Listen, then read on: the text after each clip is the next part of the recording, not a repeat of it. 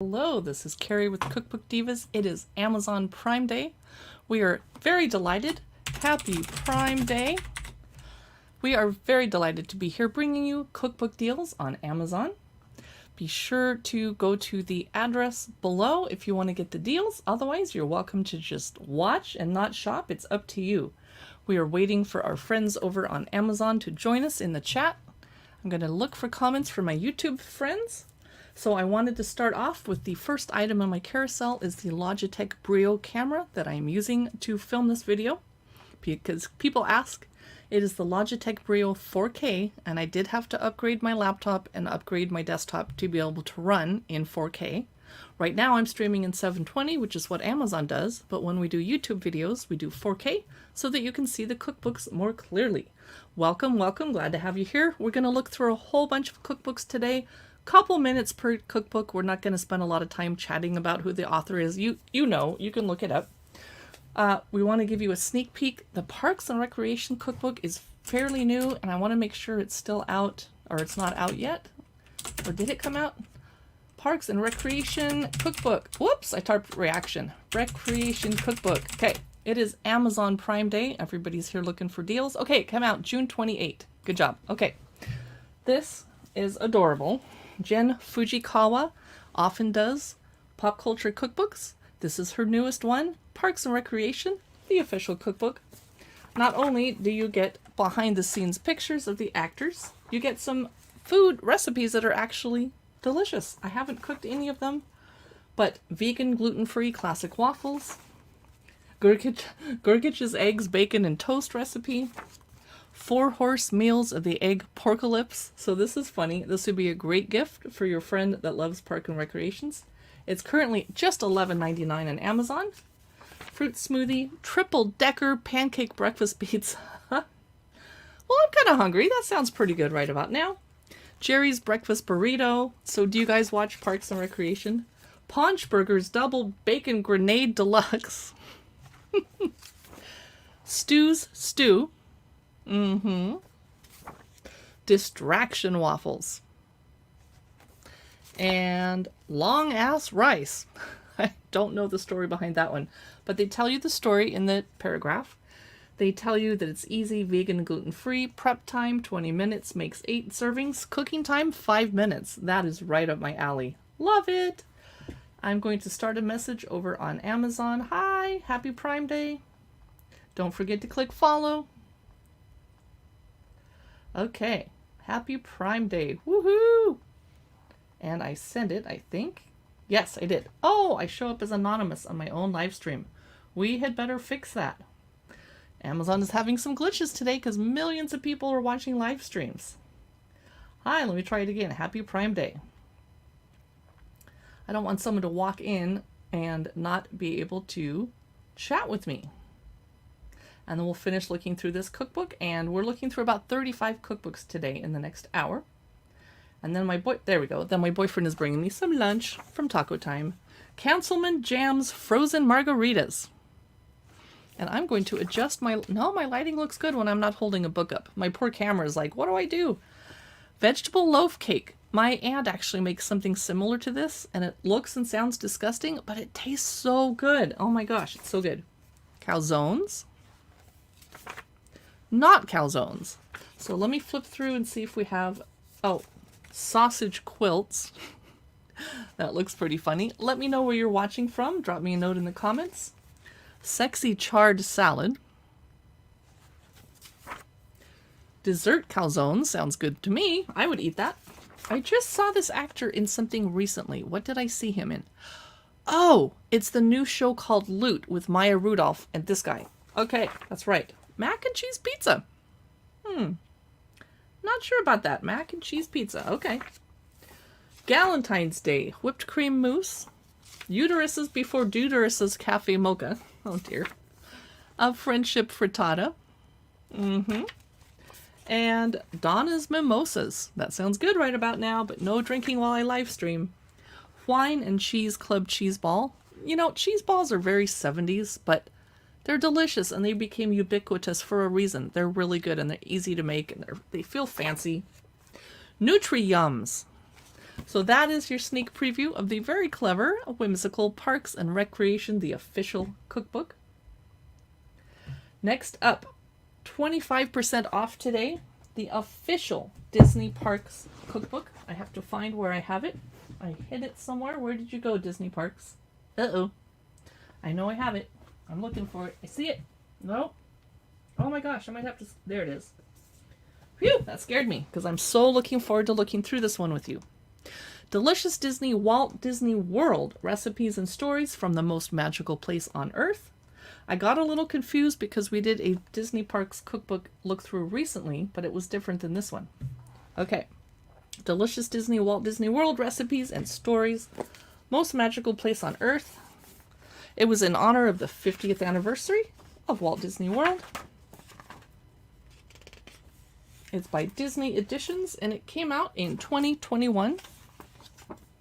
It was Walt's idea that while dining was an experience, we should augment it in any way we could. After all, he was a showman. Disney legend and Imagineer John Hinch.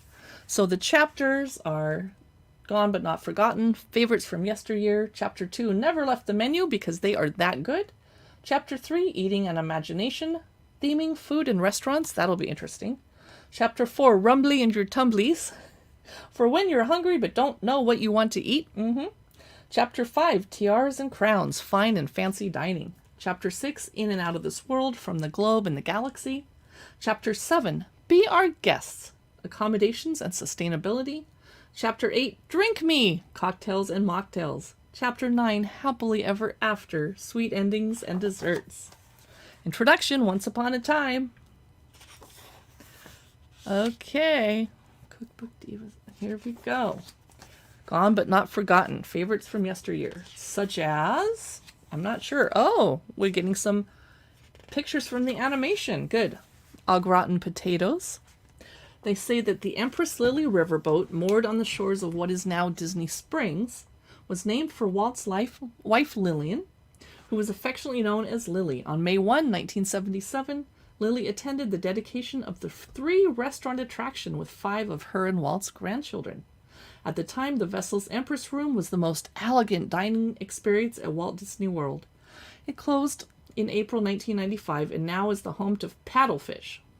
Well, we are looking, for those of you who just joined us, through Delicious Disney Walt Disney World Cookbook, which I have it down in the carousel. It is 25% off today. We get some pictures of the park. I've only been to Walt Disney World once. French fried ice cream. Yes, please. I will eat that. Monorail yellow drink. And Pua peanut pork. Must be from the Disney's Polynesian Village Resort. Yes, it was an opening day resort. And back then, everything Polynesian and Hawaiian was so trendy, and oh, you just felt so elegant if you went there. Lake Buena Vista Club, spinach salad. One thing I'm not going to eat today because I'm live streaming all day long here at Cookbook Divas is spinach. It will be stuck in my teeth on camera the whole time, and that is not good. Beef and barley soup. That was served at King Stephan's Banquet Hall. Whoa!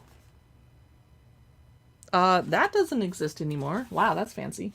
Here's some old menus from the restaurants. Some drawings of old restaurants. A Monte Cristo sandwich. That was served at Tony's Town Square Restaurant, formerly Town Square Cafe. A little bit of history in the baking. Taste Disney's newest attraction. This is a Handwich 3.0. That's funny. That is when handwiches were invented. Hacks, as we know them today, weren't a thing. Okay.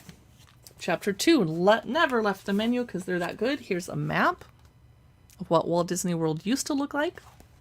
And that building is Pinocchio's, what? Oh, Disney's Fort Wilderness Resort and Campground from 1973. Sonoma goat cheese ravioli. I'm skipping ahead, looking at some pictures of old restaurants. Tonga toast.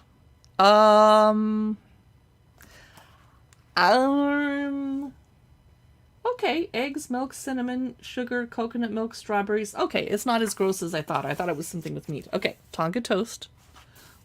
Disney's Polynesian Resort, Canadian cheddar cheese soup. Where did they serve that? I want to find out, those of you just joining us, we're looking through Delicious Disney, Walt Disney World. It is 25% off today.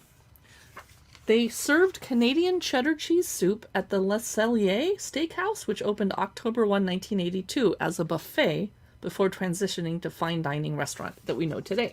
It debuted at Epcot International Wine Festival. Eating in imagination, theming food in restaurants. This is going to be fun. So they're going through the Disney archives, the video cafe, the flavor lab. Here's a recipe for gray stuff. I don't want to know, but it looks good. I think it's ice cream. Lobster bisque. Where did they serve that? I think I ate in this restaurant one time. Let me see. They served that at the Coral Reef Restaurant in the Seas with Nemo and Friends. Nope, I never ate there, but now I want to. Song for Thought. Food Rocks. Do you guys remember this? I'd love to hear what your favorite attraction is at either Disneyland or Disney World. A Stroll Through Nature. Oh, here's a Gobi Manchurian. Who doesn't love fried food, right? Batuan Ronto Wrap. Don't know what that is. Castle Salad. That must be in the Beauty and the Beast restaurant. It says Cinderella's Royal Table. Oh, excuse me. Castle Salad again, and a look at Cinderella's Royal Table. Wow, that's beautiful. Chapter 4, Rumbly in Your Tumblies. When you're hungry but you don't know what for. Winnie the Pooh loves to eat. So do we, they say. Pan con tomate, a Spanish tradition that they serve at Disney Coronado Springs Resort. Coriander seared tuna with blistered shishito peppers. I have to watch my pronunciation there. That was a tough one. They serve that at the Boathouse. Oh, there's the Boathouse. Lobster roll, Lake Buena Vista Paddlefish Restaurant. Okay, we're looking at some of the attractions. Let me skip ahead. Ooh, breakfast lasagna. What? Would you eat breakfast lasagna? I'd love to know. That's interesting. Okay. Breakfast lasagna. The magical setting of the Crystal Palace was inspired by Victorian greenhouses of the late 1800s. Yes. That's nice. I haven't eaten there yet. Ooh, pretty. That's an artist's rendering of what it looks like. And there it is. And the recipe, which looks a little complicated. There's a lot going on. S'mores French toast. Oh, gorgeous. I do want to go there. It's a long flight, though, from Seattle.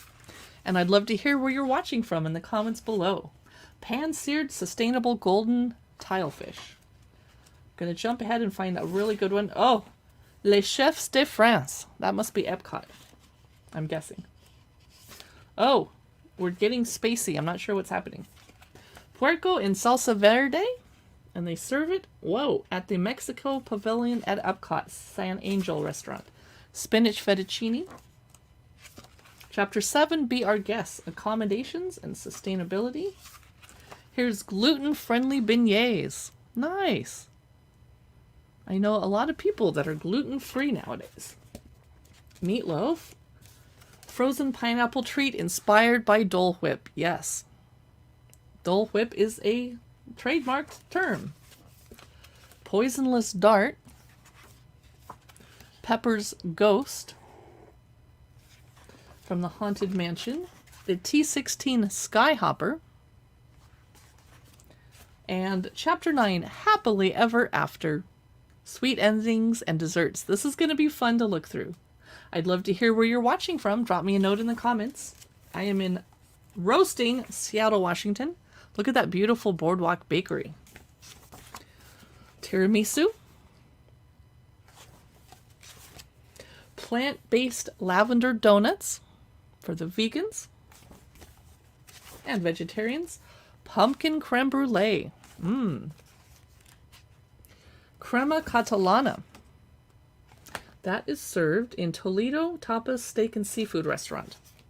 And let's do one more. Hummingbird cake. And that is served at Chef Art Smith's Homecoming Florida Kitchen. So that was our delicious Disney preview. Let me know if you had any questions about this cookbook that's currently $14.99 over on Amazon. Amazon.com Live is where you can watch more live streams if you're watching over on YouTube and Facebook. Next up, oh my gosh, I'm so excited for this one. Vegetables Unleashed. Let me see if I can find where I put it, and it's very heavy, so I hope it's, uh-oh. Uh-oh. And I forgot to add a couple of these to my carousel. Let me go do that, because these are very important books, actually. I can't believe I just lost it. There it is. Vegetables Unleashed. Okay. I'm going to add... Vegetables Unleashed is Chef Andres from World Central Kitchen. They are currently in Afghanistan feeding people that just went through a horrible earthquake. And they are currently in Ukraine feeding war-torn victims and refugees. I forgot to add the Savory Baker. We're going to look through that one too. I'm using the Amazon Live Creators app to add these books to my carousel so you can see them. And I forgot the Forager Chef's Book of Florida. Okay, Forager's Chef book. Pardon me for a second. It's a good time to do this while only 3 people are watching. Okay, return to live stream. Woo! Wow, where was I? Okay, Vegetables Unleashed. I found it. I'm trying to get it out here without collapsing all the other books. Wish me luck. Ah! Oh! Phew! My bookcase didn't fall over. That's a relief. Okay.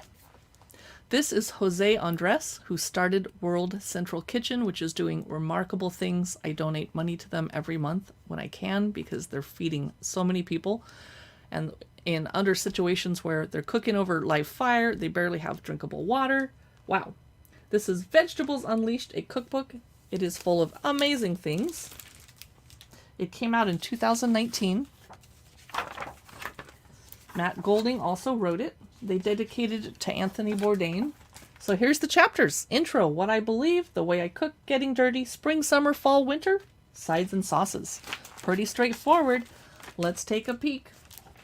There's Chef Andres, what I believe. Well, he believes in feeding people. Expand your food world. Make food a priority. Here's the way I cook. And how to boil water, mastering stock. The 11 Commandments of Home Gardening. Jim Churchill, aka the Tangerine Man.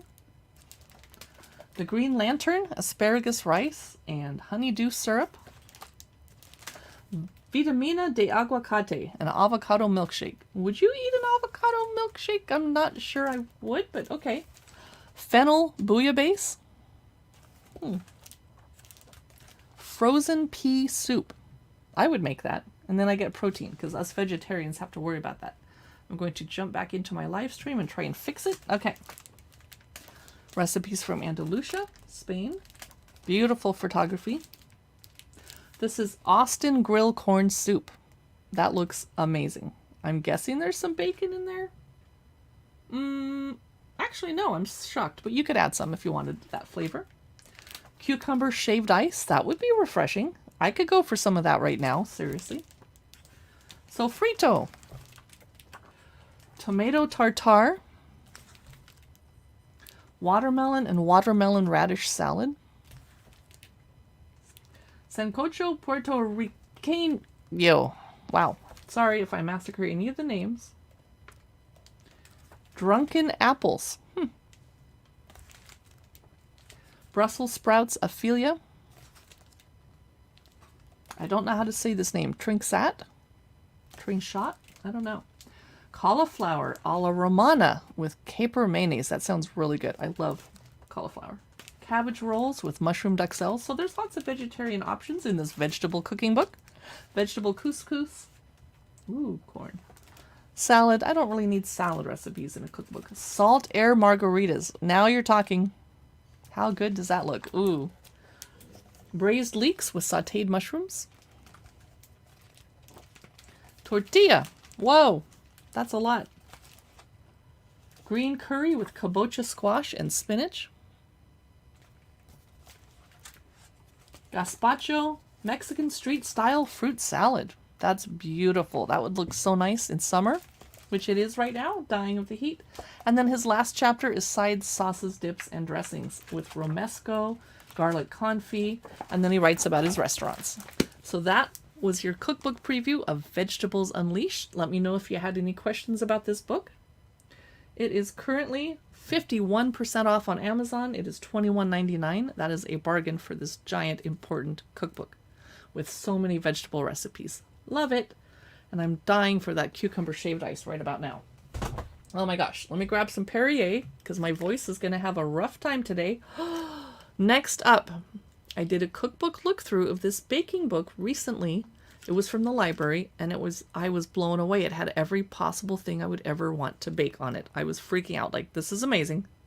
I give up. I bought it. It is 27% off on Amazon today, so I wished I'd waited a week because I paid the full $35. It is incredible. It's very heavy, so it's hard to hold up for very long without hurting my back. So I'll show as much of this to you as I can, but it is kind of painful. Woo! We're going to look through Baking, the Ultimate Cookbook, Robert Gonzalez and Dan Crean. Okay, it is absolutely gorgeous. It's by Cider Mill Press. They make a lot of cookbooks. And the chapters are pretty simple. Cookies, cakes, pies, tarts, and quiche, pastries, custards, candies, and other confections, muffins, scones, bagels, and savory croissants, breads, rolls, and buns. Love the photography. It is just stunning. I'm going to start skipping ahead. So like I said, this cookbook has any possible thing you'd ever want to bake. Madeleines, Florentines, vanilla tuiles, Scottish shortbread, triple chocolate cake, black forest cake. And I have a dog I have to check on. I will be right back. Pardon me. I heard something that I hope is not a dog throwing up. Pardon me 1 second. I apologize. Let me go check on this little guy. Is it time to go outside? Hi, are you okay? You don't need to go outside? Okay. I guess. I just smell dog problems. Okay. Sorry for the interruption. Come back and look at this fabulous baking book. Dogs. Yep, that made me lose a viewer. I appreciate those of you that are left. Tres leches cake. Eggnog cupcakes. Wouldn't that be fun at Christmas or Halloween? Oh, my Amazon viewers are back. Elderflower soufflés. I haven't made a soufflé in years because they're scary. They can fall. Look at this gorgeous food photography. Those of you just joining us, we're looking at Baking, the Ultimate Cookbook. Love to hear where you're watching from in the comments. I bought this book because it has every possible baking recipe I could think of. Like, oh, I need to make a cheesecake. Here it is. Classic cheesecake. Raspberry chiffon cake. Very retro. That's very 50s. Molten lava cakes. Not my personal favorite. I don't like flourless chocolate cakes. Coconut tres leches. Beautiful. A pâté sucré. The base for many, many delicious desserts. Apple pie. What if you just wanted to make a classic apple pie and you couldn't find your Betty Crocker cookbook? You would just do this. Those of you just joining us, we're looking through Baking, the Ultimate Cookbook. It is on sale for 27% off today. Golden peach pie. I think I'm going to take this. I don't keep any cookbooks at my lake house, which I loan out to friends and they borrow it, but I think I'll leave this cookbook here because some people like to come to my house and bake because they're just on vacation and it's relaxing, or they want to feed their family a treat or something. So this way they would have every possible thing they could need. Strawberry rhubarb pie, wild blueberry tart. And I know people mostly cook by Googling a recipe nowadays, but there are people that get inspired when they look through the paper cookbook and they're like, oh, I have to make this tart. Sour cherry crumble pie. That sounds so good. And my vacation house is in a tiny little city where everybody grows cherries, except for me. I don't have any cherry trees, so I can get fresh cherries right now. Sweet potato pie. So this basically is your Thanksgiving chapter. Tomato, feta, and herb quiche. I love quiches. Boyfriend doesn't, so I'll make him a shepherd's pie and make me a quiche. Butternut squash quiche. No, sorry. I don't like butternut squash, but you guys might, and you can make this lovely quiche. Look at this photography. It is stunning. I hope this book wins awards. Roasted summer squash quiche. Well, I might eat that if I had to. Garden vegetable quiche. Now you're talking. I'll eat that. Let's get out of the quiche chapter. They're teaching us how to make croissant dough. Apple cider donuts. Make those in late September, early October. Your family members will freak out and thank you. A millefeuille. Delicate layers. Here's how to make Danish dough. Golden peach and almond Danish. Hot out of the oven. Wouldn't that be incredible? Quick chocolate mousse. I love making chocolate mousse. Maple pots de creme. Now I make pots de creme, but I usually make chocolate ones, but that looks so good. Very fall, definitely. The perfect flan. Well, my flan always cracks on top too, but it still tastes delicious. Apple chips. Ooh, I hadn't seen this page of this cookbook before. Those of you just joining us, we're looking through Baking the Ultimate Cookbook, which is currently on sale, 27% off. It is very heavy to hold up, so I'm skipping through kind of quickly. Mocha scones. What I like about this cookbook is at the top, it tells you the yield. It says 10 scones, active time 15 minutes, total time 1 hour and 15 minutes. Cinnamon raisin bagels, make your own at home. Wild blueberry sourdough bread. Ooh, I don't know what that is, but yum. What is that? Ciabatta. Make your own ciabatta at home. Whew. Focaccia. Black olive focaccia. Irish soda bread. Japanese milk bread. My neighbor made this for me one time. My next door neighbor's Japanese and she bakes. Yum. Here's paratha, a flatbread. English muffins. I've never made my own English muffins at home and I'm delighted to start trying to learn how to do that. Apple bread. Yum. And saltines. Make your own saltines at home. Oh my gosh. That doesn't look like the right texture for the dry, crumbly, yucky stuff you get at the store. But when you're sick, it's very comforting to eat saltines for sure. And if you're nauseous. Chocolate ganache. Butterscotch pastry cream. Yes, please. Apricot glaze. Strawberry preserve. So we're getting into all the good sauces. Apple butter. Definitely want to make that in the fall. Streusel topping. Yum. And Swiss meringue. And lemon polenta cake sounds utterly too healthy. I wouldn't personally do that. So that is your preview of the giant Ultimate Cookbook Baking. It's basically the only baking book I need to own, although it's not like I'm going to give away my other cookbooks. Like, no, that's not what I do. We have people joining us on YouTube and Facebook and Amazon Live. I would love to have you drop a note in the comments, chat with me while we look at the next cookbooks. Next up, it's all about dinner. I just got sent this cookbook yesterday from the publisher. They wanted me to look through it with you. It's either brand new or not out yet. It's Kitchen Sanctuary. It's all about dinner, easy, everyday, family-friendly meals. Love it. It's by Nikki Corbishley. Let's see what the publisher says. It comes out in October. So this is a sneak preview. You can pre-order it on Amazon. It's currently 7% off, so not a big deal, but chapters include, okay, this is going to be good. I'll save that paper for later. So we're doing a sneak peek of a cookbook most people haven't seen yet because it's not out. It's from Kyle Books. Introduction, quick and easy, an entire chapter on pasta, my favorite dinner. Fake away favorites, curries, classic slow-cooked restaurant favorites, and superb Sundays. If I'm going to throw a dinner party, it is likely to be on a Sunday, and I call it Sunday supper, and it's never potluck. I want to cook for my friends and have them join us. Here's the author, and I believe this is a British cookbook because fakeaways is kind of a British term. Ooh, gorgonzola pasta is the first recipe of the book. Oh, I'm so hungry. It's so hard to look through cookbooks when you're hungry, right?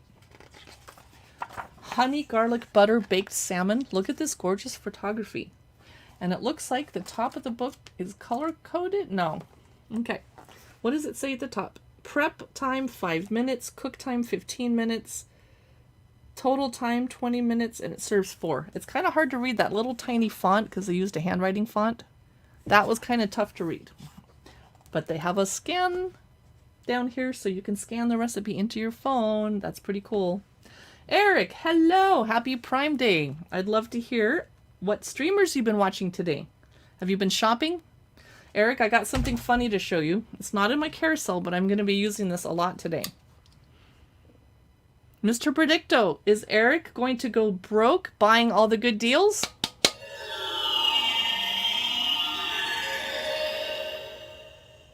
The answer is unclear. Try again. The answer is unclear. Eric says, Happy Prime Day. I'm excited, yes. Is Eric going to go broke shopping because he's finding so many good deals? Yes, it is certain. It is certain. I know. So I'm doing one. I begged my boyfriend. He knows I've been frugal. Good for you. I begged my boyfriend, please bring me takeout from Taco Time. Because I'm live streaming. I don't have time to cook. I barely have time to eat. I'll probably be eating on camera. Can't stop. But my boyfriend is very blonde and absent-minded and adorable. He's probably not going to remember to bring it. Mr. Predicto, will Bob remember my lunch? There is no doubt. Yay, he's going to bring me my lunch. Eric bought a heat press. What is a heat press?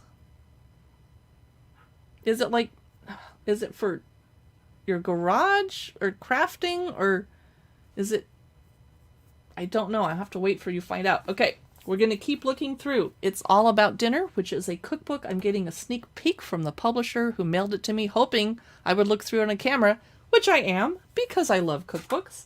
It is family-friendly meals, such as teriyaki beef noodles. I had some foster teenagers that would have eaten the heck out of that. They love teriyaki. Vegetable pasta bake. Oh no. I feel a sneeze coming on because I'm on camera. Otherwise I wouldn't sneeze. Cajun one-pot chicken pasta. Ooh, I have a cold pasta salad in the fridge I forgot about that I made on my live stream the other day. I can eat it because my boyfriend probably will forget my lunch. Even though Mr. Predicto says he won't. Spaghetti bolognese. These are gorgeous photos. And Eric, we're doing horror movie trivia over on the dark side of the library today. That address, we're doing that at 4:30 p.m. West Coast time, so 7:30 on the East Coast. Dark Side of the Library is Katie's channel that she's streaming on all day if you would like to check out horror dolls, books and toys, Halloween, dark reads, Edgar Allan Poe, Dracula, that kind of stuff. Nothing too gory, and we don't do Stephen King's It creepy clown stuff. No! So we'll be playing horror trivia over there. And later tonight, if I can keep my act together on a long day of live streaming, I will be doing a little bit of trivia games. Oh, you've been watching Amazon Live since 2 a.m. Wow, good job. It must be very entertaining. You won a mini projector. Oh, fun. Do you have a wall to project it on? Because I always just put it on a wall. I don't need a cloth. I'm going to take Dark Side of the Library off, put Cookbook Divas back on. Fake away favorites. Vegetable spring rolls. I would love to be able to make those at home. Because when you go to restaurants, they can be veggie, but sometimes they're chicken. Mushroom chow mein. Yum. Sesame prawn toast. Crispy sesame chicken. Eric, are you going to take a nap? You can't be awake shopping for like 10 hours. Sweet and sour chicken. You know, I want to load up my own stream over here on Amazon Live. I'm going to turn off my speaker volume. My phone says 0 people are watching, but I know people are. So I want to see if I can watch myself. There I am, Cookbook Divas. Live. Okay, well, I know you're watching and it doesn't show me that anybody is. It says 0. There's a lot of glitches today because Amazon has so many people on it. Sweet and sour chicken. Crispy duck. I would not attempt making crispy duck at home. I'm just not experienced enough at cooking meat because I'm a lifelong vegetarian. Nap, I don't know. I'm going to take a nap because actually I don't have time, do I? Black pepper beef. Monkfish coconut curry. Wow. I will make that vegetarian. I'll just make coconut curry with tofu or fake meat. Chicken tikka masala. Make it yourself at home. Thai red chicken curry. These look so good. They're so good at doing appetizing photos in this book. And these are family friendly favorites, chicken korma. You can tell it's a British cookbook from all of the Indian food in it. Beef madras. Cheese and onion pies. You know, I am amazed that we haven't had a problem with trolls today. I thought all of the trolls would come out. They must have all their Amazon moderators working round the clock to protect us live streamers from abuse, and I appreciate it. Slow cooker lentil soup with crispy tortillas. Yum. But would I use my slow cooker or would I use my Instant Pot? I would use my Instant Pot, to be honest. Big batch creamy chicken and mushroom one-pan casserole. For those of you just joining us, I'm looking through It's All About Dinner, a cookbook that's not even coming out till October. I'm lucky to get my hands on it early. Creamy, slow-cooked pork casserole. So if you click down in the carousel, you will be pre-ordering it and saving only 7%. But you'll be getting a cool cookbook. I have never seen this word before in my life. Pan-fried plaice? With brown shrimp? That must be a fish that I've never heard of. Yeah, that looks like a fish. Huh. Peri-peri chicken. Swedish meatballs. This is basically a comfort food cookbook for the most part. It's all comfort food. It's All About Dinner by Nikki Corbishley. Easy, everyday, family-friendly meals. Let me put that one away. Next up, I thought since I am a wine blogger, I would throw in a cooking with wine book. So this is Fire and Wine. I have to find it. Here it is. Woo! This is Fire and Wine, 75 smoke-infused recipes from the grill with perfect wine pairings. It's by Mary Kressler and Sean Martin. There's going to be a lot of meat in this. It came out in April 2020. It has stunning photography, which is always my favorite. Table of contents, fire, wine, recipes. Rubs, sauces, and glazes. Starting the party, birds on the barbecue. King of meats, beef. Porklandia, lamb jam. Let's look at the pictures. Okay. Oh, here's the wine chapter. They're going to teach you about elements of pairing food and wine, blah, blah, blah. I don't save my corks. Recipes. Here we go. Sweet rub, poultry rub, beef rub, honey gold sauce, etc. Stunning photos. There aren't a lot of photos, though. You know, I get picky about that. But I don't need pictures of dips and sauces. We know what those look like. Marrow, fire roasted queso dip. There we go. Oh my gosh, that looks so good. And then they tell you what wine you would pair with it. And I'm curious. Let's check it out. Wine pairing. Beer. Or something bubbly and refreshing like Prosecco or Cava. Okay. Grilled mixed wine marinated beef skewers with cherry bourbon glaze. And the wine pairing tip is, it doesn't say yet. There it is. Wine pairing, a fruity and bold red. Well, that doesn't help. I want to know what kind of fruity and bold red. Smoked whole chicken. Pair it with a full-bodied Chardonnay. Rosemary buttermilk grilled chicken. Pair it with a Chablis, Viognier, Gruner Veltliner, or Gewürztraminer. So a white wine. Smoked and glazed chicken thighs. Those look burned. Would you eat that? I don't know. It looks burned. I mean, it's been barbecued. Smoked turkey drumsticks. Good afternoon from hot Woodinville, Washington. I know, right? All right, Shona. I'm looking through a fire and wine cookbook. Do you always pair white wine with chicken? Can you ever drink red wine with it? Let me know. And Shona, she said, that's my kind of cookbook, pairing wine and food in a recipe. Yes. Is Shona going to win the lottery so she doesn't have to go back to work? Mr. Predicto knows.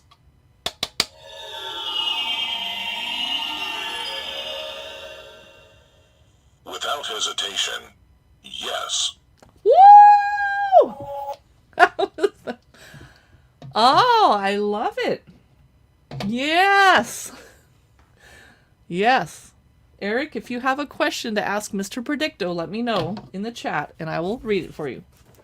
All right. We are looking through the Fire and Wine cookbook. And we're going to look at, here's some step-by-step photos for trimming your beef. This recipe is the tomahawk. Oh, what's this? I see cheese. That is a smoked beef lasagna. And they recommend pairing a high-acid Chianti with it. Or a Zinfandel or Sangiovese from Oregon. And I hear my boyfriend coming in, possibly with lunch. No, because he needs to get a haircut. I don't know. New York strip with savory duck fat granola. Do you need to have granola on your duck fat? I'm not sure. I'm not sure about that. Grilled pork tenderloin medallions with savory apple bacon chutney. Lamb ragu, lamb burgers. And you're supposed to pair those with a Grenache, a Mourvedre, which is what Shona and I like to drink, a Pinot Noir, or even a juicy Syrah. Grilled crab cakes. I guess I never thought of putting crab cakes directly on the outdoor grill. I make them inside. Okay, I learned something today. Maple chipotle cedar plank grilled salmon. Oh, and I have a comment over on YouTube that I missed. I'm so sorry. Oh, Shona's on Facebook. That sounds delicious. Yes. I love lamb burgers, says Shona. Sorry, you're commenting in two different places. I got confused. So, a beurre blanc sauce with a fish. From the garden, vegetarian dishes, my chapter. Grilled artichokes with aioli. Grilled asparagus with spicy pickled peppers. And they want you to pair it with... Asparagus can be a challenge to pair with wine. Yeah, grilling asparagus breaks down its strong compounds and makes it more pairing friendly. Try a Pinot Gris or Pinot Grigio, which is a white wine, or a Gruner Veltliner, or a semi-dry Riesling. Grilled beet citrus salad, but no picture. Smoked baba ganoush, no picture. Pulled mushroom sliders, picture. That's pretty. I love mushroom sliders. Shona and I had delicious deep fried mushrooms yesterday with a smoky sauce, and I was scared of the smoky sauce. I'm like, I don't like smoky, but it was so delicious. Smoked poblano mac and cheese. I'm dying to know what kind of wine you pair with this, because I'm very confused.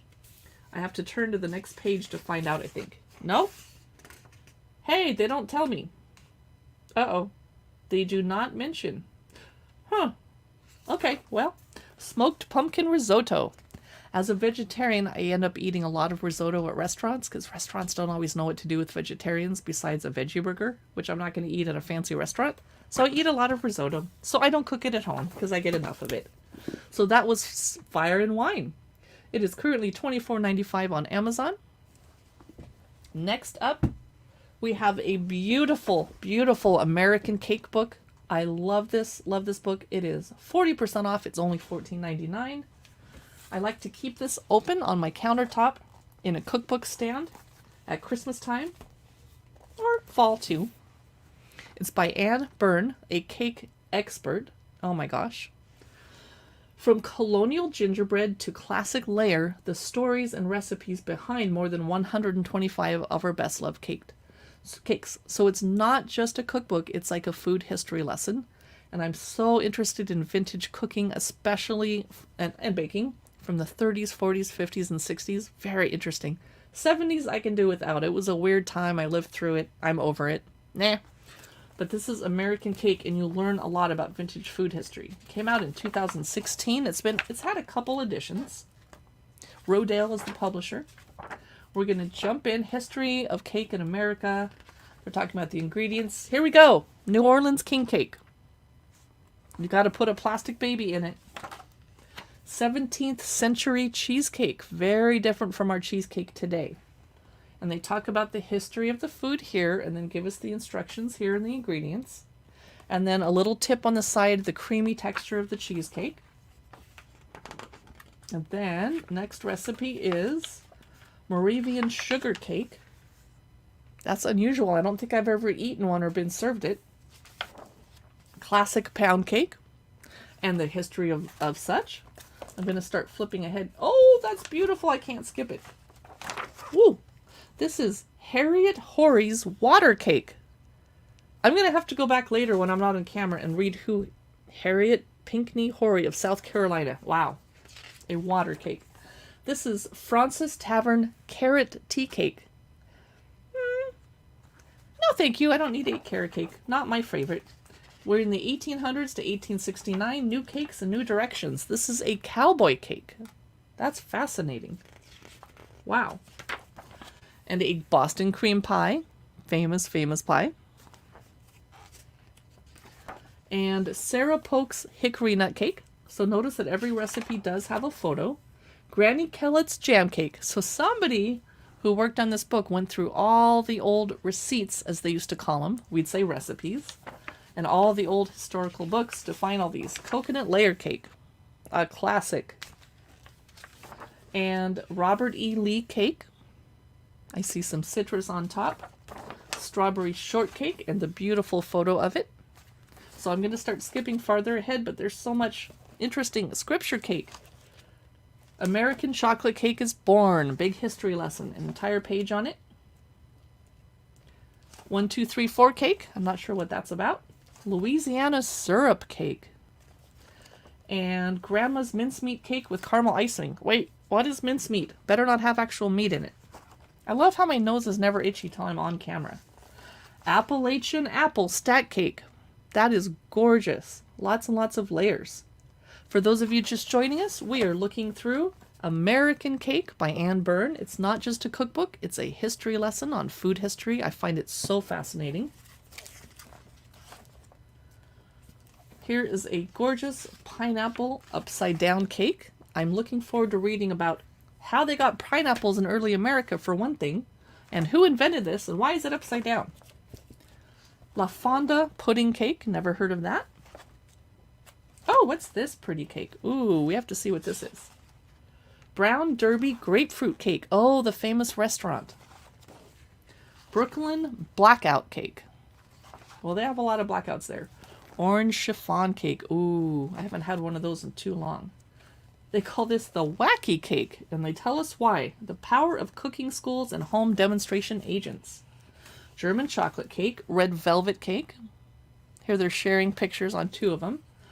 We might hear some barking because I see Amazon Prime at my doorway, dropping off more stuff. I've been shopping, and my dogs are gonna go crazy. You know, I probably should have put out I should have put out a cold soda for the poor UPS and Amazon Prime people.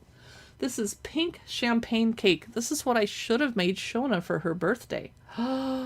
Naughty friend, I didn't bake her a cake. I bought her a Walmart cake. It was a challenging week. The Hummingbird Cake. There it is. Moosewood Cardamom Coffee Cake. Shona says, okay, maybe next year, no pressure. Yeah. I'm going to eat the rest of that Walmart cake. It's in my fridge. When I go over there on Thursday, I'm going to eat it. I'm going to eat your cake. Okay, I've never heard of this word. Okra Coke Fig Cake? What is okra coke? It is a spice cake batter, fig preserves, Ocracoke Island. Oh, it's a place name. Okay, and here's what it looks like. So it's a spice cake, probably related to gingerbread, but with figgy. Alaska Rhubarb Cake. So of all the cakes we've looked through, which one would you be most tempted to either bake or eat? Chocolate Stout Cake. That looks like a claim jumper cake, doesn't it? This is a Chocoflan, Chocolate Impossible Cake. It does look kind of flat and weird. And then here's a Frostings and Icings chapter. So I'm just going to flip through really quick so you can see some of the... Well, that's not working very well. Some of the pictures of the cakes. Nah, we saw all the good ones. This is incredible. I love this. This is actually a library copy because I forgot I own it. And then the minute I went to the library and borrowed this for my live stream, I realized that I had bought it on Amazon and it's sitting on a bookshelf quite near me. Oh well. We're still in Cake Land. We're going to look through Fantastical Cakes. It is 45% off today. I had a nephew who loved looking through cake books with me, and he was not interested in actually eating cake, and he doesn't want to be a cake baker. He just loves looking through cake books, and this is one of our favorites to look through together. Fantastical Cakes by Jazine Bullock Prado. Incredible creations for the baker in anyone. This book is amazing, as you will see. She says, baking and decorating a cake can be a challenge, and when the end result doesn't taste as good as it looks, it's a big disappointment. Yeah. So she's going to help us with that. My cakes taste good and look terrible. This came out in 2018. Introduction. Look at that. Look how many layers that is. That's not even a pride cake. It's just a rainbow. So the chapters are Layers of Love, Part 2 Filling, and Part 3 The Cakes. So I'll just start flipping through. She's showing you all the stuff you need, blah, blah, blah. Tips and techniques, blah, blah. We're here for the recipes. Cake lady, poke it, don't stab it. Different cake types and when to use them. Okay, but I'm here for the recipes. Here they come. Yellow cake. Just making your old yellow cake at home, not grabbing a dollar mix from Target. Maple cake. Everyone's favorite carrot cake. Okay. And almond cake. French strawberry lemon yogurt cake, but there's no picture. So this cookbook is a little disappointing sometimes. But here's Jacine's tried and true yellow cake. That doesn't look yellow to me, it looks brown. Maple sticky bun cake, devil's food cake. With a nice glass of cold milk. Applesauce cake, banana cake, pumpkin cake, peanut butter cake, sticky toffee pudding cake. Okay, I'm going to start jumping ahead. Chocolate Genoise. Do you need a special pan for that? Ooh, look at this beautiful cake for Valentine's Day. Oh, how cute. I'm having to flip a lot to see any pictures. Maybe that's why it's on sale. Peanut butter mousse cake. Wow. Peanut butter's polarizing. You either like it or not. Deep dark chocolate mousse. Buttercream, truffle filling, frosting, fudgy chocolate frosting. Mirror glaze, which I've never attempted. Next time you're on YouTube, check out mirror glaze videos. They're fascinating to watch the person just pouring it over the cake, and it's so shiny. I have no idea what on earth that involves. Special chemicals. Isinglass? I don't know. Hard caramel coating for cream puffs. I doubt that mirror cakes are vegetarian, to be honest. Ooh, I just saw a pretty cake. The birthday suit cake. It's a naked cake, mostly. There's a little bit of frosting, but they don't frost the sides so you can see the layers and the confetti inside. That's kind of cute. An ombre cake. That is beautiful. Look at those layers. I wish that picture was bigger, but...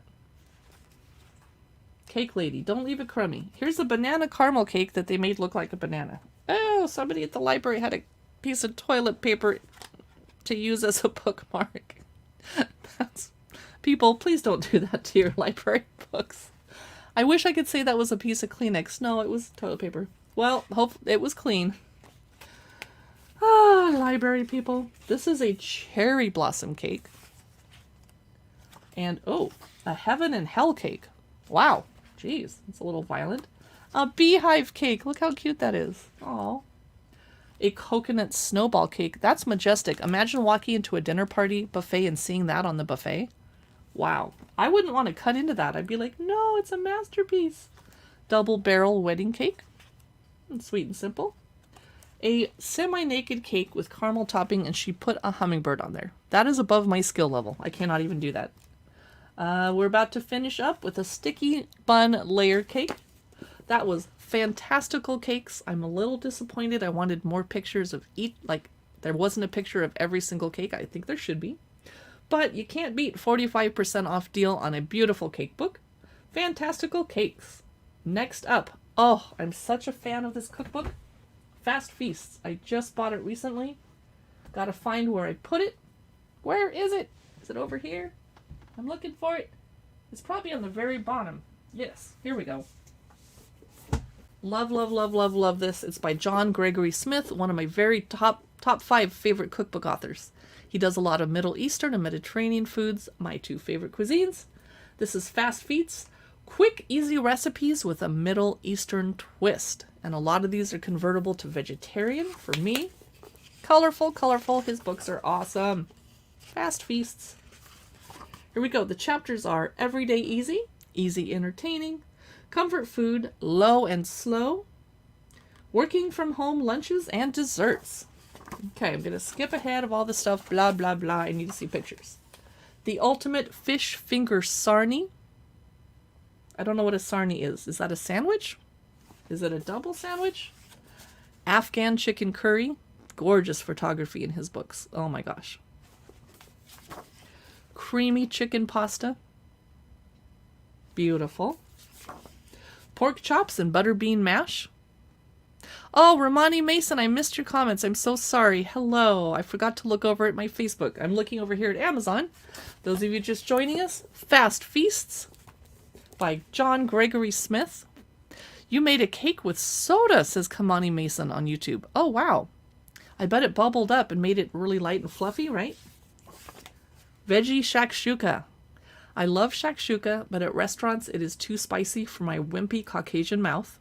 So I make it at home, and I dial down the spice. I put a little spice, but that way I can control it and not absolutely die. And if you're too lazy to make your own shakshuka, which is fine, you can buy it at Trader Joe's, and it's vegetarian. Coconut harissa meatballs. Isn't this photography gorgeous?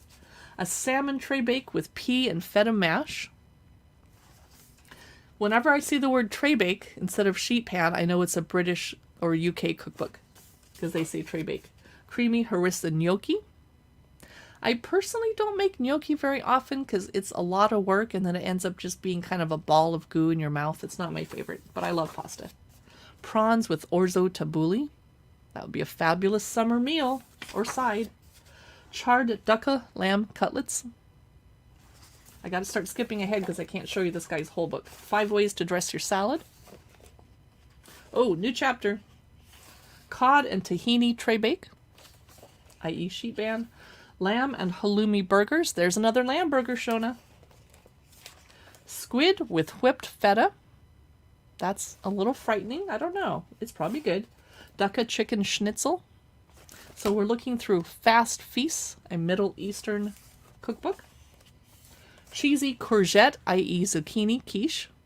It's funny when my friends start growing zucchini for the first time, they don't realize how much they're going to get, and they're putting in everything and trying to give it away. We're all like, haha, no, nice try, I'll take 2.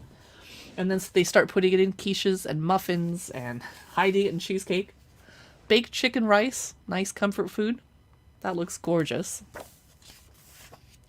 Warm aubergine, i.e. eggplant and sesame salad. I love Middle Eastern food. Hot dogs with a Middle Eastern twist. Okay. Chicken shawarma. You knew there was going to be a chicken shawarma recipe in here. Loaded fries. I don't personally like that much stuff on my fries. I just like fries. I eat them every day. I'm addicted.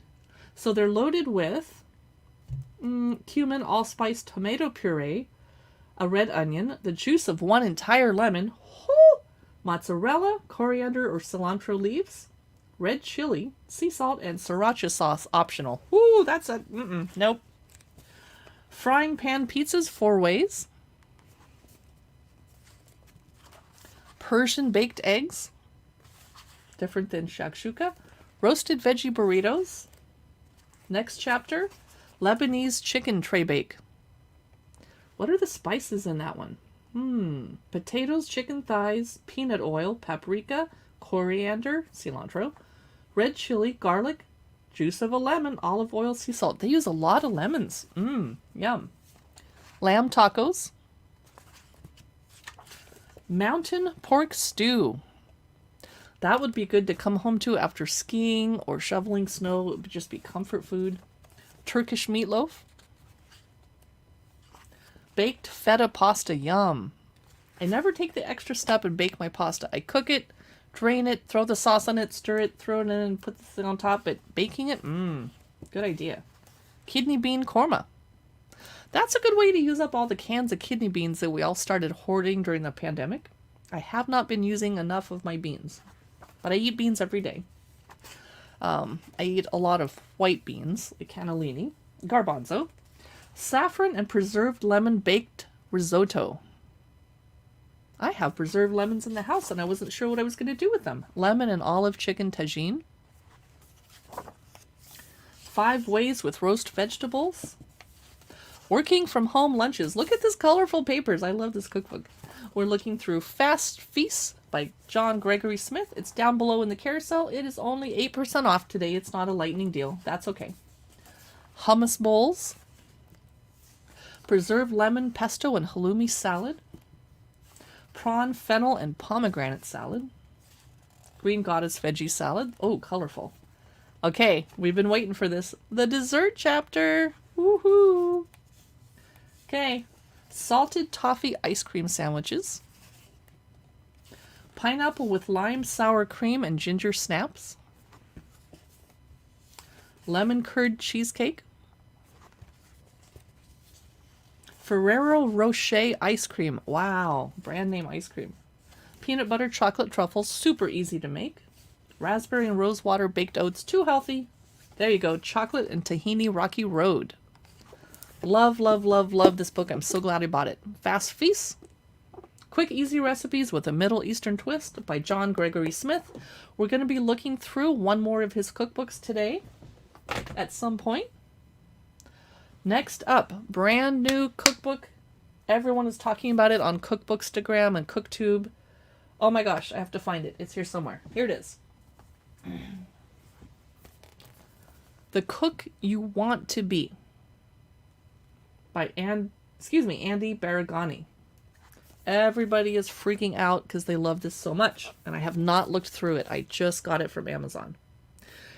He writes, "My job is to get people excited to cook, and it's not always the easiest thing. We've all got stuff to do. Work. It's mostly work. Yes, it is. Luckily, I love what I do for work, and I love live streaming.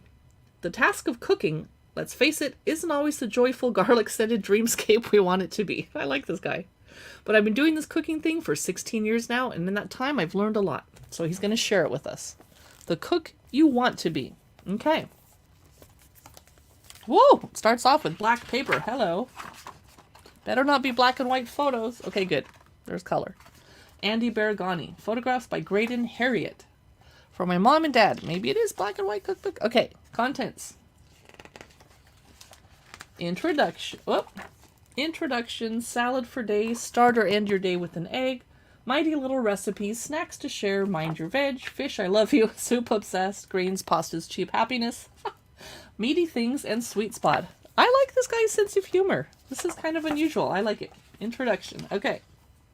We're skipping. Get stocked and started. I know how to stock my pantry. Extra virgin olive oil. I know. Move. Okay. When I'm burned out from a work day of testing recipes and thinking about doing the dinner dishes, my mind and body crave something simple. Yes. Tangy mustard dressing. Fresh and puckery lemon sauce. Crunchy things. No pictures so far. Anchovy breadcrumbs. Garlicky hot vinegar. These are all important recipes though. Very crispy garlic chili oil. See, I have bought chili oil. I've never made my own, and now I can. Tahini ranch. The greatest aioli. I'm going to start skipping ahead to the actual food recipes, though. Okay, start or end your day with an egg. Those of you just joining us, we're looking through The Cook You Want to Be. Start and end your day with an egg. Okay. Ooh, I think I see some shakshuka. My favorite breakfast. And eggs in spicy tomato curry. That is what shakshuka is. Why aren't we baking those eggs, he says. He's consistently disappointed by baked eggs. Crispy chickpea bowls with lemony yogurt and chile-stained fried eggs. That sounds good. It's something I wouldn't have thought to make. Okay. And this is cuckoo, and he's going to tell us about the history of it. I'm kind of cuckoo today, but this is spelled K-U-K-U. I've never heard of it.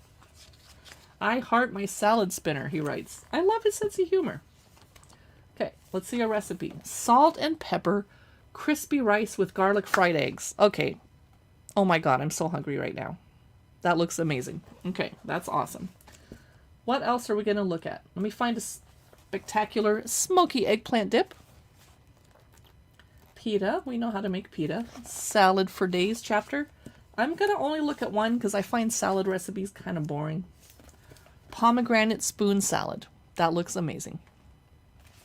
Next up, going to get fennel salad with spicy green olives and crushed pistachio. That sounds nice, but let's get out of salads. Move. Keep going. Mind your veg. As a vegetarian, this is the most important chapter for me. Black pepper and ginger asparagus stir fry. Fennel buried in cream. Wow. Interesting. And this is crispy mushrooms with buttery soy and runny yolks. Oh, I didn't know you put eggs with mushrooms. Okay, I will. Tangy roasted beets with mint and sesame sprinkle. That sounds amazing. Oh my gosh. Crisped potatoes with romesco. Perfect cauliflower with spicy coconut crisp. Yum.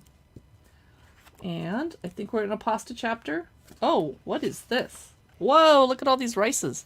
This looks like a Iranian or Persian style rice because you turn it over and you make it crispy on purpose but without burning it.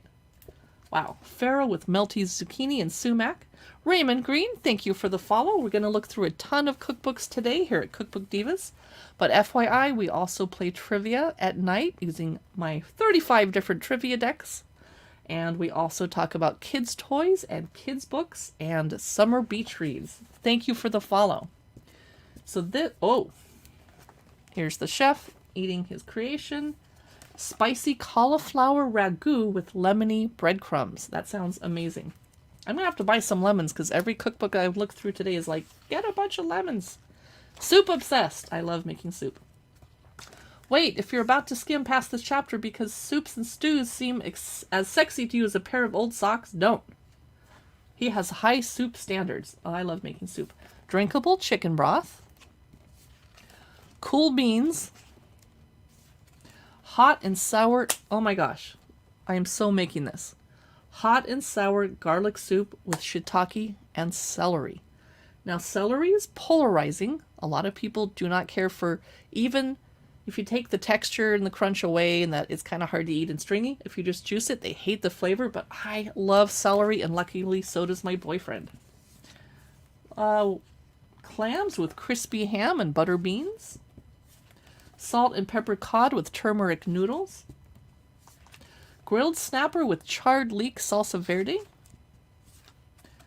Now we're in a meat chapter. Juicy chicken breast and antipasto salad. I love the photos in this book. What do you guys think? Spicy chicken and tomato confit. And shawarma spiced lamb chops with pickle salad. And sweet spot, the end of the book, desserts. It doesn't look like there's very many, so I'm just going to look at apple and tahini galette. I love making galettes because they're forgiving, whereas pie crust is not. Peach and blackberry crisp with cinnamon crunch. Yum. That is the cook you want to be. I loved his sense of humor. I can't wait to sit down and read this through. But for now, we're going to look at more cookbooks. This is currently 18% off on Amazon. Next up, another brand new book that most people have not looked through. It is Breadsong. I just got it. It is 10% off. Okay. It's an unusual color, so I should be able to find it. Here it is. I'm working through my piles of cookbooks. Breadsong, Kitty and Al Tate.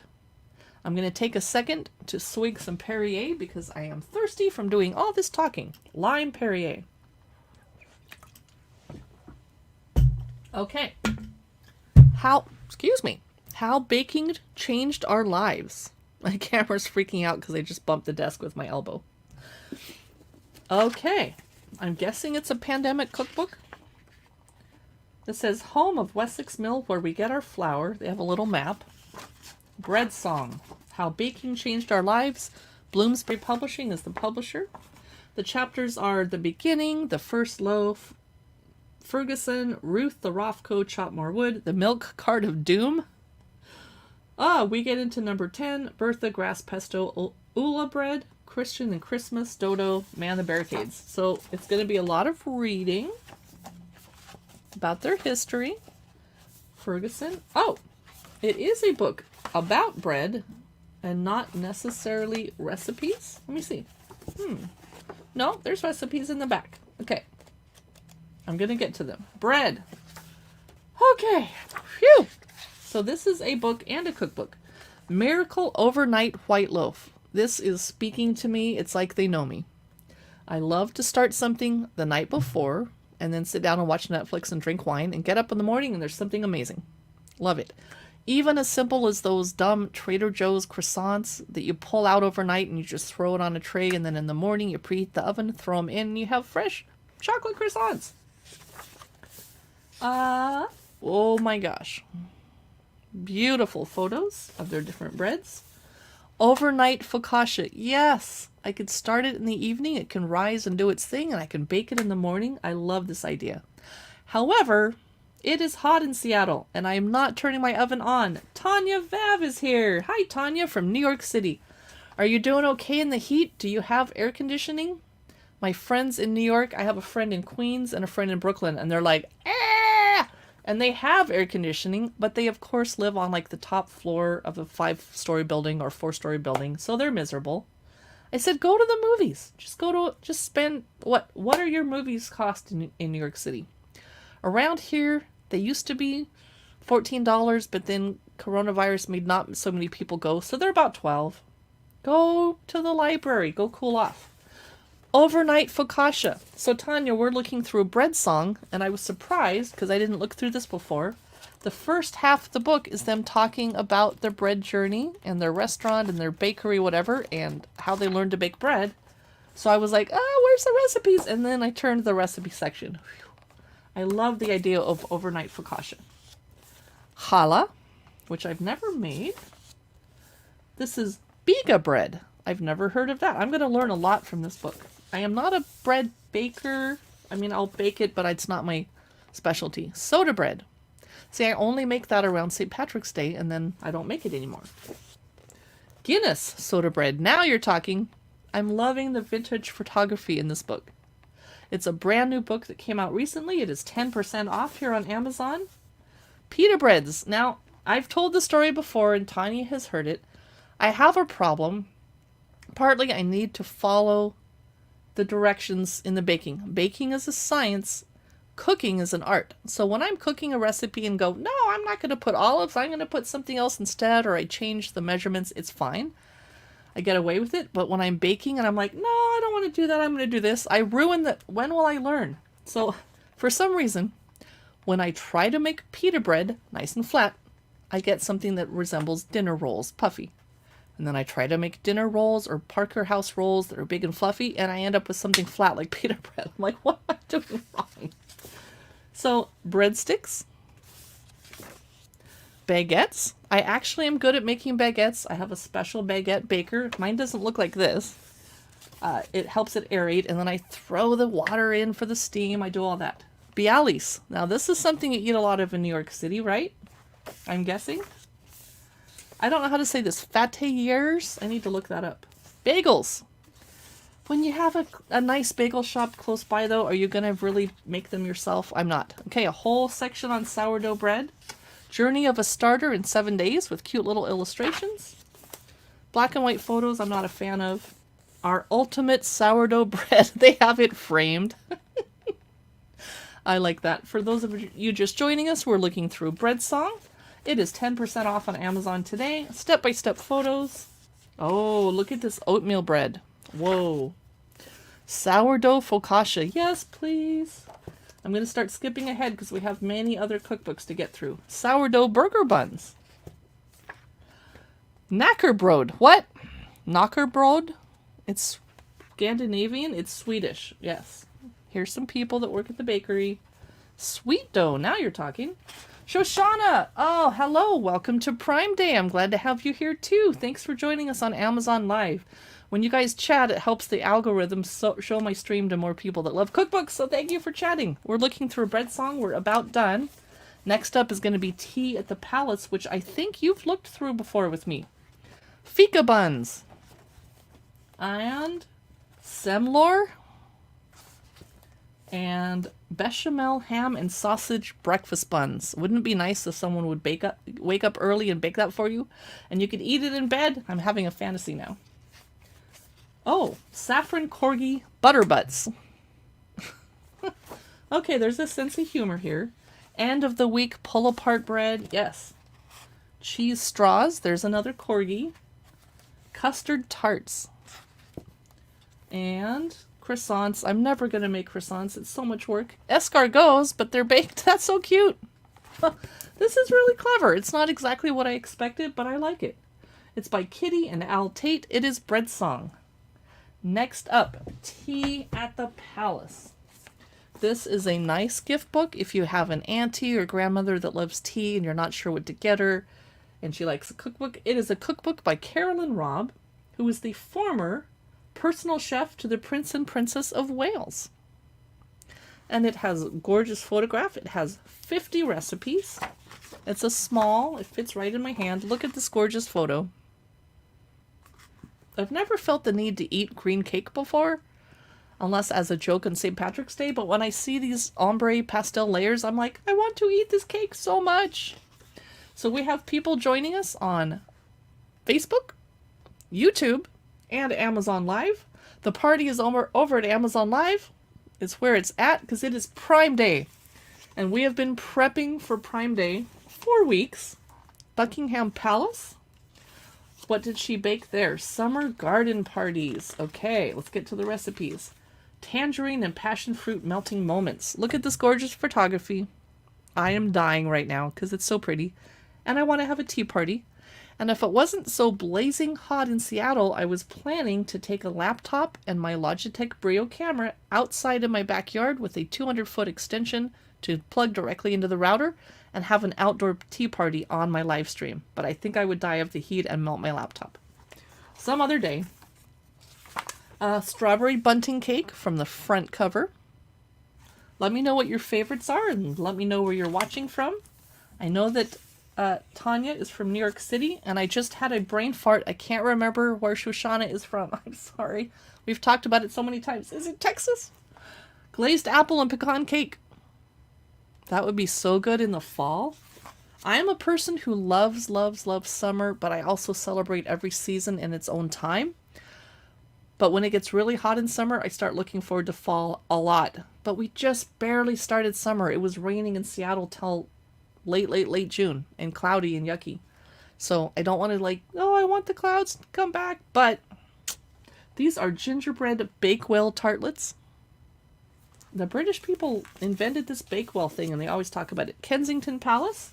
What she baked there. This is a children's afternoon tea with gingerbread soldiers in sentry boxes. This is so clever and so cute. I love it. It is adorable. I'm going to skip ahead. Mini chocolate cups with ice cream and sprinkles. So cute. Chocolate fudge cake. Chocolate and salted pistachio cookies. Yum. I gotta skip ahead. Raspberry swirl meringues. I'm not personally a fan of meringues. The texture is weird. But when you make them all pink and pretty like that, now I want to eat them. Almond cake. Nice and simple. I like those. Apricot, cherry, and pistachio nougat. That would be pretty to have on a dessert table and just kind of have it off to the side and people could help themselves to it or not. Not everybody likes nougat. Highgrove House. Fresh herbs from the garden. Okay. Look at this beautiful lemon and thyme naked cake.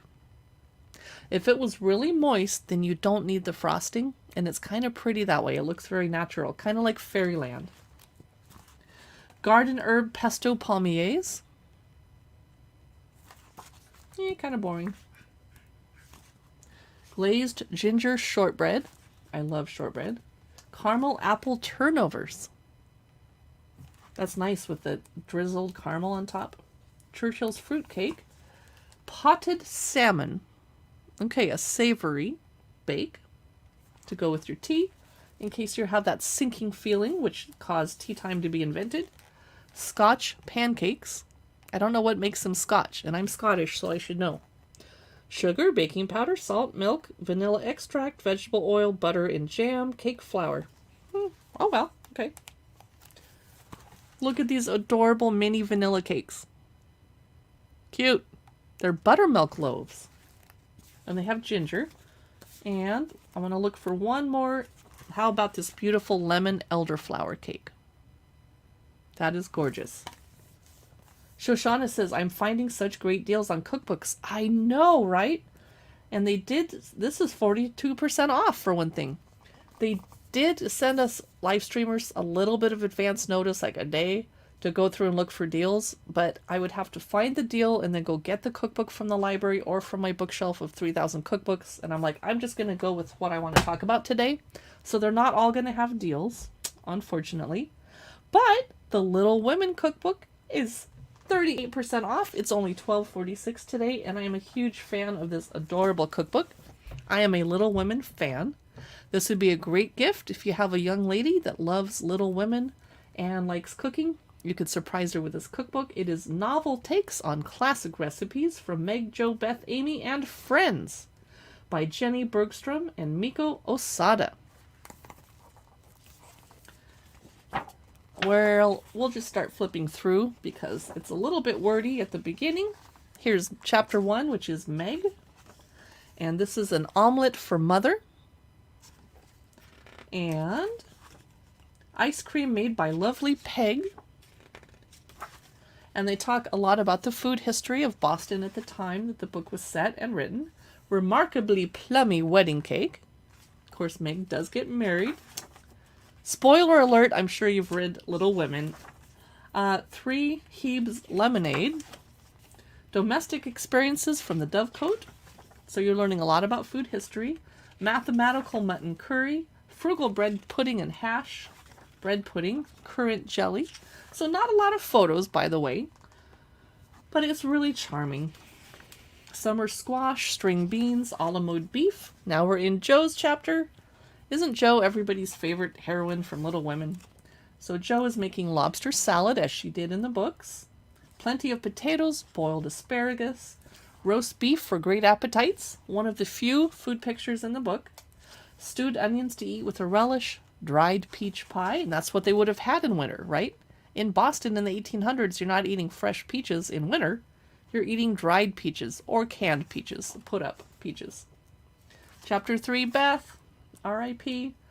The history of a squash gratin, dainty dishes, beef tea, hot lemonade, toast water, apple water. Amy's chapter is going to have something with limes. Yep, lovely pickled limes.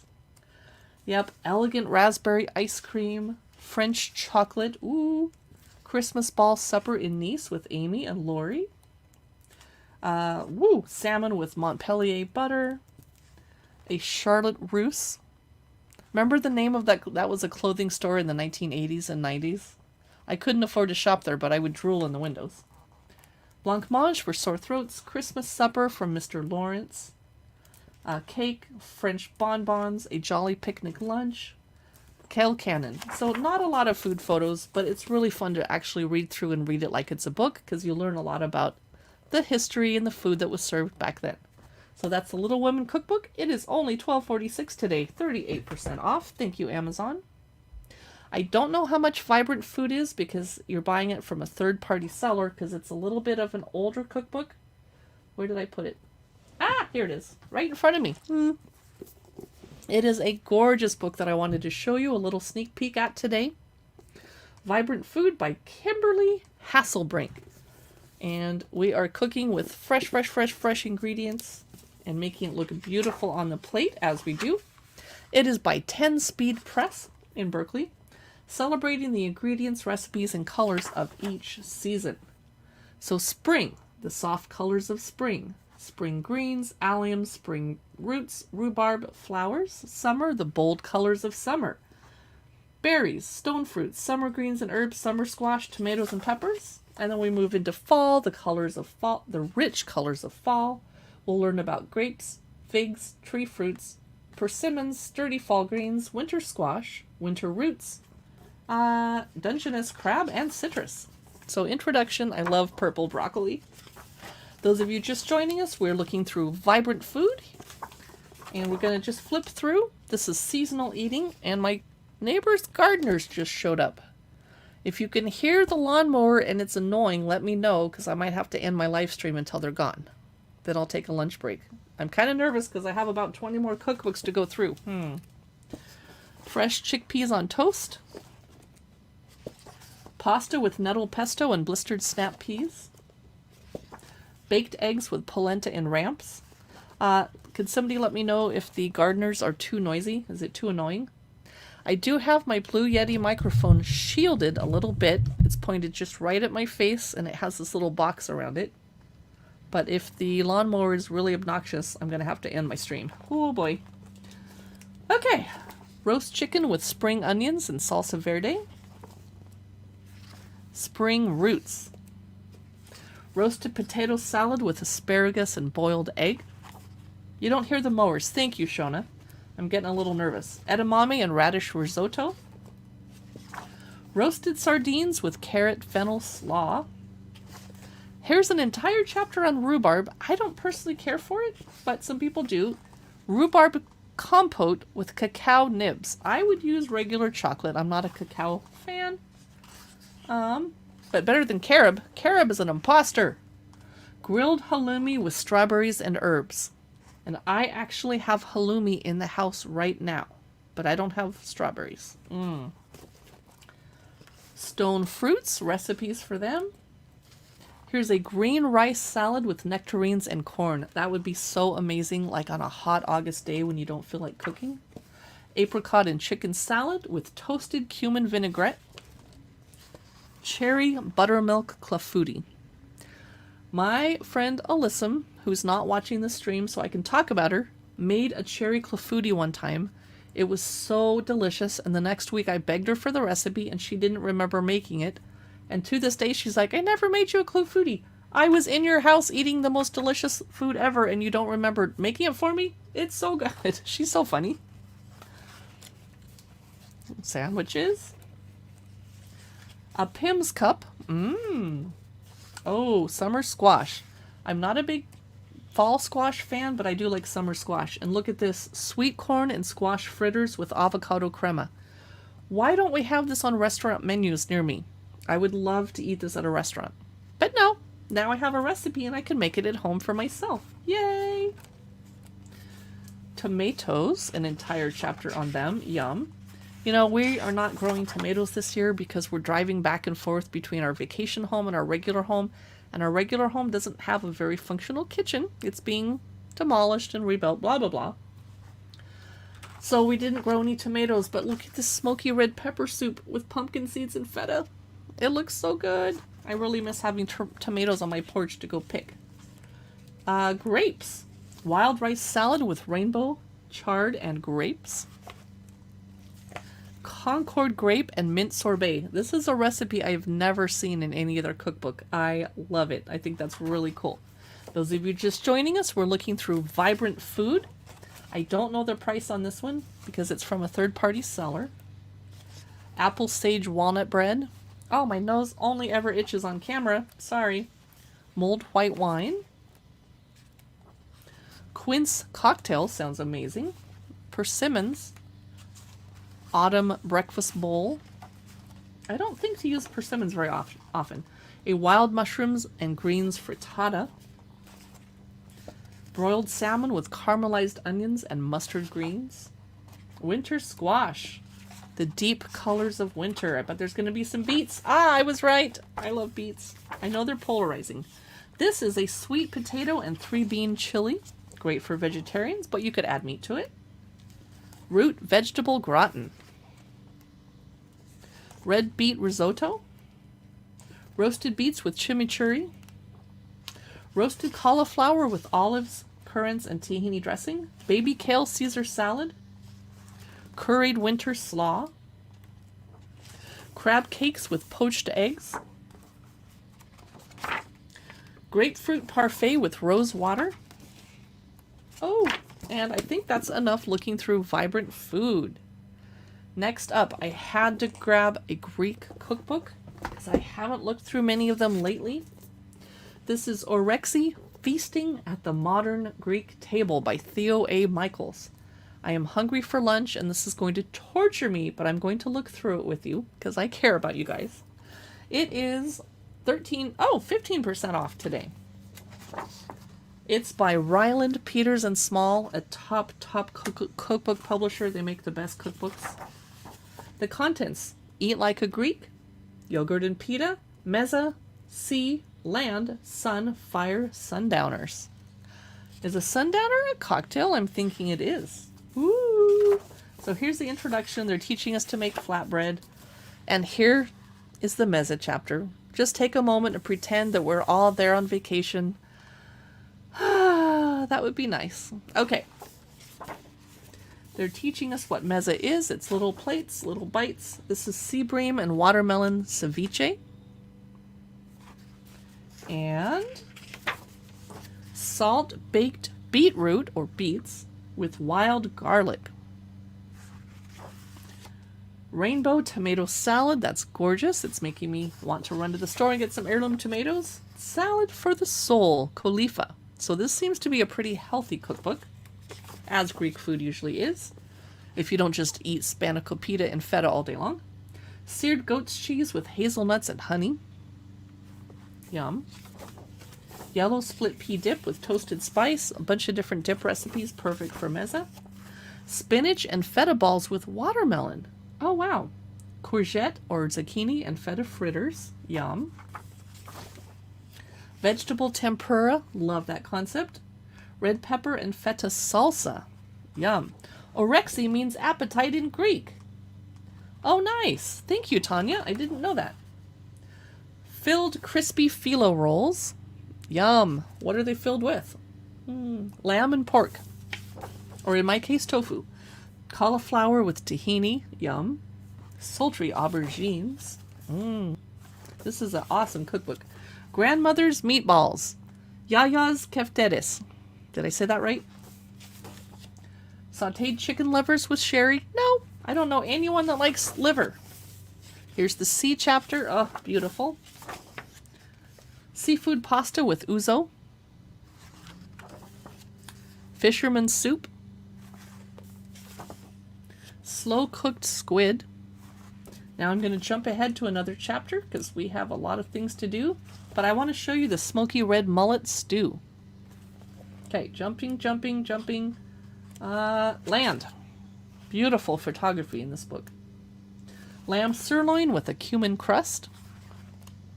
And you guys, I don't know why my lighting is so dark today. I have a million lights all over my face, and I have a window with light coming in. It's really dark. I guess my camera is on strike. Braised beef short ribs with onions. So I hope you can see the cookbook. I don't care if you can see my face or not, but I want you to be able to see the pictures on the cookbook, because they are stunning. Red wine marinated pork with coriander seeds.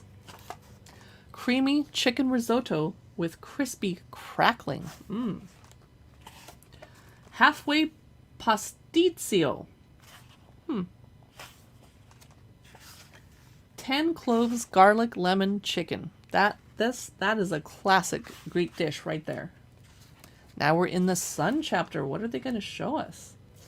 Feta and mint greens. Watermelon and halloumi bowls. This must be the summer chapter. Cyprus lemon potatoes. Cyprus. Greek salad. Yum. What I usually order at a restaurant if they have one. Bulgur wheat and vermicelli noodles. Look at this beautiful ribbon salad. And I have a little slicer gadget that can make those for me. Orzo roasted tomato and feta salad. Oven-baked vegetables with harissa. Stewed fine beans with nigella seeds. Wow. Pork and rice stuffed vegetables. Now we're in the fire chapter. What is that going to be? Those of you just joining us, we're looking through Orexi, a Greek cookbook. Grilled aubergines and feta. Charred courgettes. Barbecued salmon in spiced yogurt marinade. Up here in Seattle, people eat a lot of salmon. Sea bass in vine leaves with herb stuffing. Skewered goat's cheese, date, and pancetta parcels. Butterflied leg of lamb with fiery tzatziki. Woo, what do you think of that one? And finally, sundowners, which I'm assuming is cocktails, and I'm going to get very thirsty looking at this. It is watermelon martini, brandy sunburn, short ouzo sour, and a long ouzo sour. There they are. Woo! So that was Orexi, which is currently 15% off here on Amazon. Next, we're going to look at Turkish Delights. It says it's $3.99. That has to be for the Kindle edition, because there's no way this hardback is $3.99. This is one of my favorite cookbooks, and it's by John Gregory Smith, who just came out with the Fast Feast books that we looked through earlier. By the way, be sure to click follow if you'd like Amazon to notify you when I go live. We talk about cookbooks a lot, but we also talk about kids' books and toys, gourmet food, tea parties. We talk about Bridgerton an awful lot, and we play trivia games online with our Amazon viewers. So click the follow button if you haven't before. And what else was I going to say? We are looking through cookbooks, and later this afternoon I'm going to look through some children's books and then some summer beachy reads, or chick lit if you want to call it that. And over on the Dark Side University channel, or I'm sorry, Dark Side of the Library, Katie is over there streaming about horror books, dark reads, horror toys, Dracula, Frankenstein, and Halloween. Halloween is coming. So go ahead and go visit her too.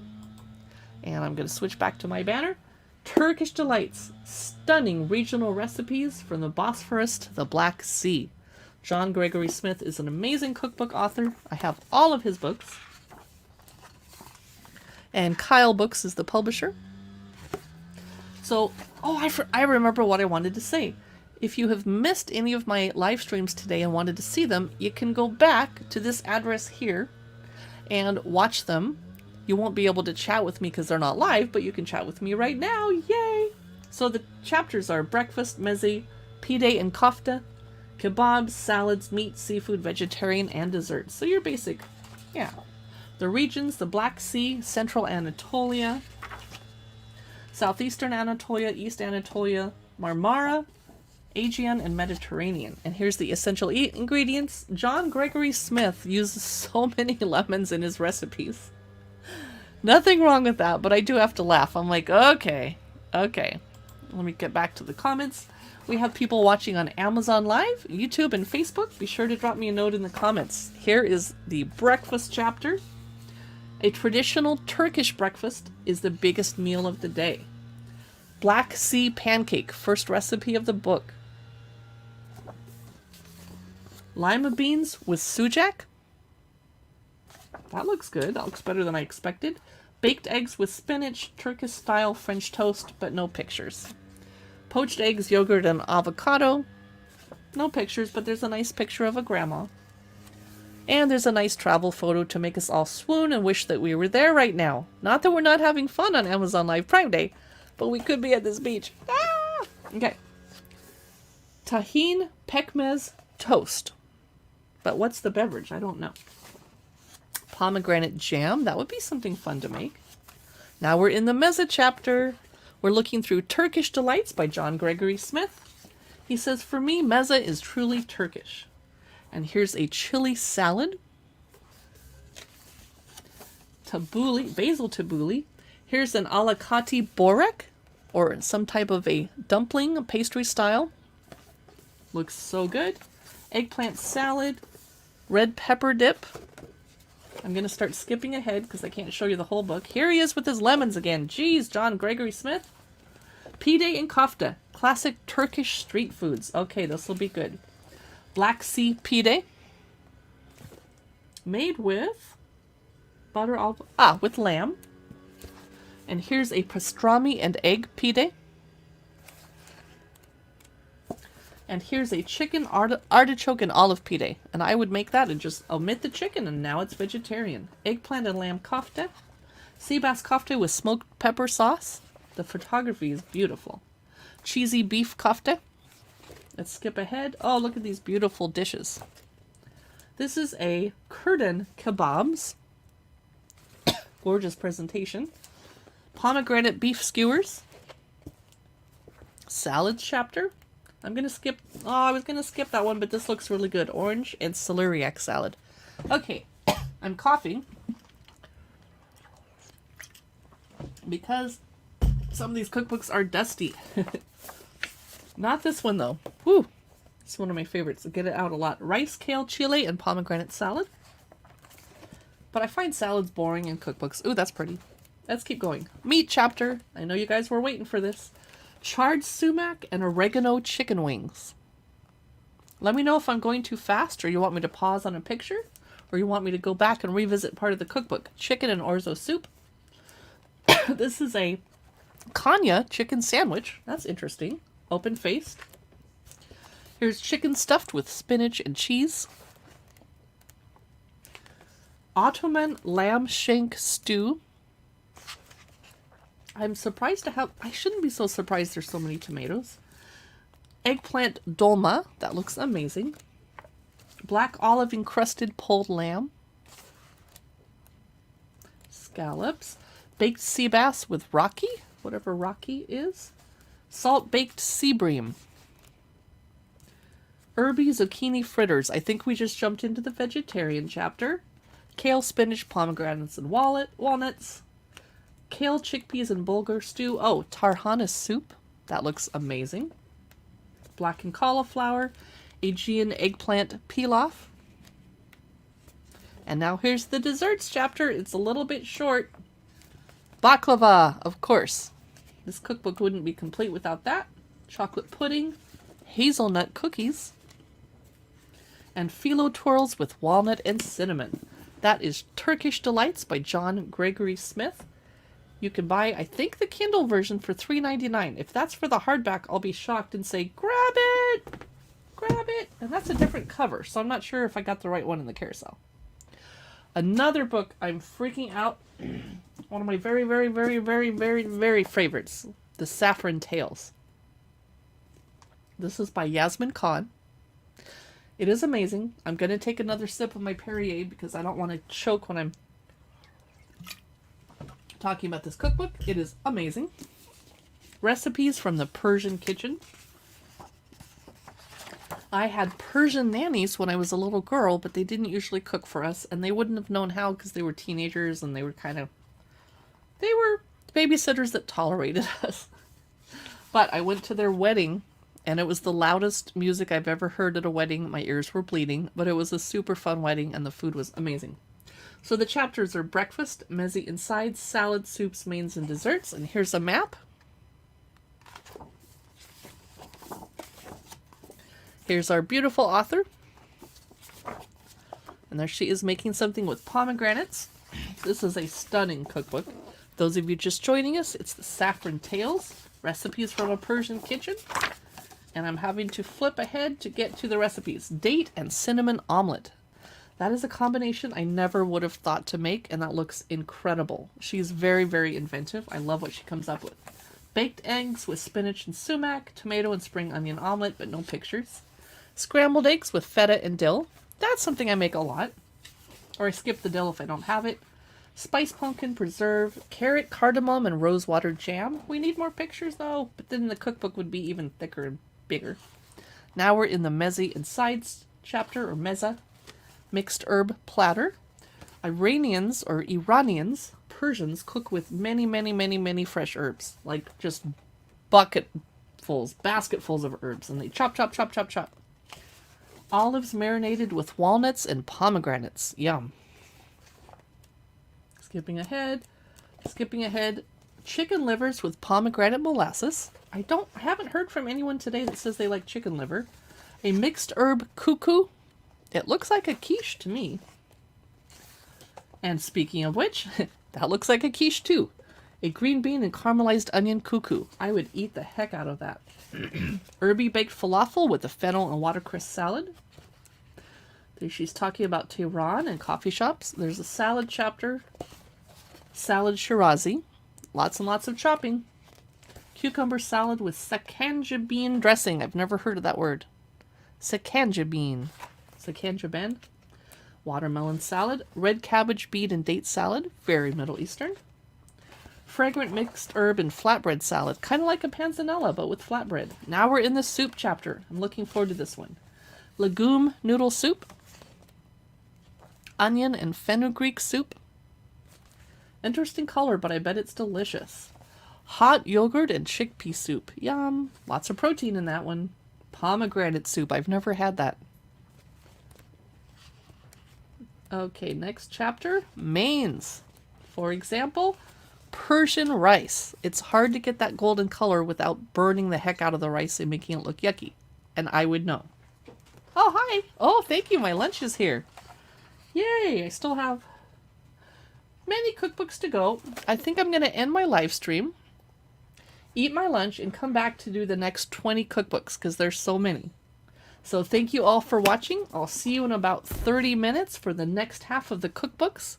I really appreciate you being here, and I hope you're enjoying your Amazon Prime Day. Bye!